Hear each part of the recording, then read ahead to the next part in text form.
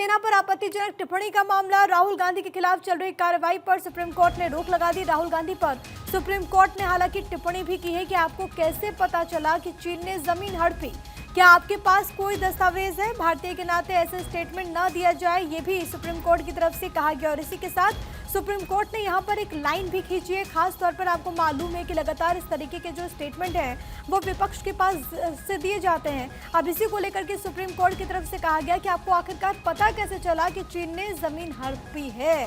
साथ ही साथ ये भी कहा गया है कि भारतीय के नाते ऐसे स्टेटमेंट ना दिया जाए। हमारे लीगल एडिटर सुमित कुमार इस वक्त कनेक्टेड हैं। सुमित, क्या कुछ हुआ कोर्ट रूम में?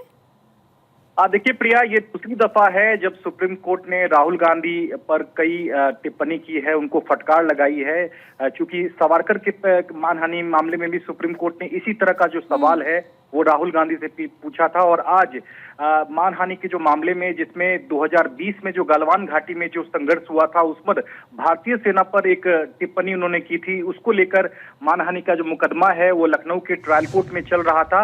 उस ट्रायल कोर्ट की प्रोसीडिंग पर सुप्रीम कोर्ट ने रोक लगा दी है, यानी कि सम्मन जो जारी किया गया था उस पर रोक कोर्ट ने लगा दी है। हालांकि कोर्ट ने कई सवाल तल्ख सवाल राहुल गांधी से पूछे हैं।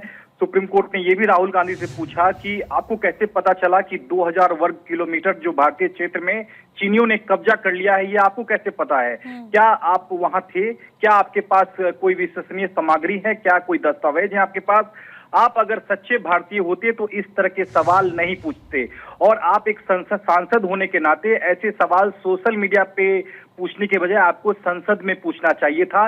ये जस्टिस दीपांकर दत्ता का जो है तल्ख सवाल राहुल गांधी के वकील अभिषेक मनु सिंघवी से था।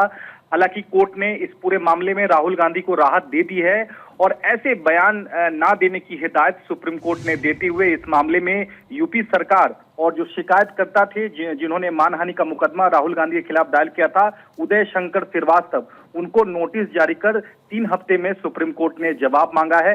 तब तक ट्रायल कोर्ट की प्रोसीडिंग और जो कोर्ट ने सम्मन जारी किया था लखनऊ ट्रायल कोर्ट ने, उस कार्रवाई पर सुप्रीम कोर्ट ने रोक लगाते हुए ट्रायल कोर्ट के सम्मन पर भी स्टे दे दिया है। प्रिया, और सबसे बड़ी बात है सुमित की सुप्रीम कोर्ट की तरफ से एक लाइन खींचने की भी कोशिश की गई, क्योंकि आमतौर पर हम देखते हैं कि कांग्रेस के कई बड़े चेहरे हैं जो कि सार्वजनिक जीवन में ये बात अलग अलग मंचों से कहते रहे हैं कि हमारी तो जमीन हड़प ली गई। सुप्रीम कोर्ट ने पूछा राहुल गांधी से कि क्या आपके पास कोई सबूत है? आप ऐसे कैसे बोल सकते हैं? एक भारतीय होने के नाते आपको ऐसे स्टेटमेंट से बचना चाहिए। बिल्कुल, सुप्रीम कोर्ट के तल्ख सवाल थे अभिषेक मनु सिंघवी से कि आप अगर ऐसे बयान सोशल मीडिया पर देते हैं तो ये दुर्भाग्यपूर्ण है।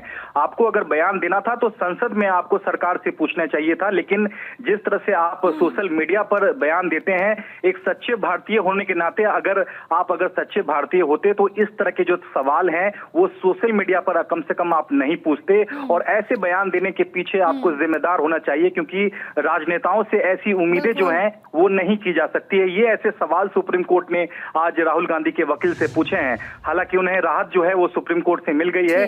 ट्रायल कोर्ट के सामने उन्हें पेश नहीं होना होगा। और जो लखनऊ ट्रायल कोर्ट ने जो सम्मन जारी किया था उस पर सुप्रीम कोर्ट ने 3 हफ्ते के लिए अंतरिम रोक लगा दी है। बिल्कुल, राहत जरूर मिली है, लेकिन साथ ही साथ कोर्ट की तरफ से सख्त सवाल भी किए गए। बहुत शुक्रिया आपका तमाम बातचीत और जानकारी हम तक पहुंचाने के लिए सुमित।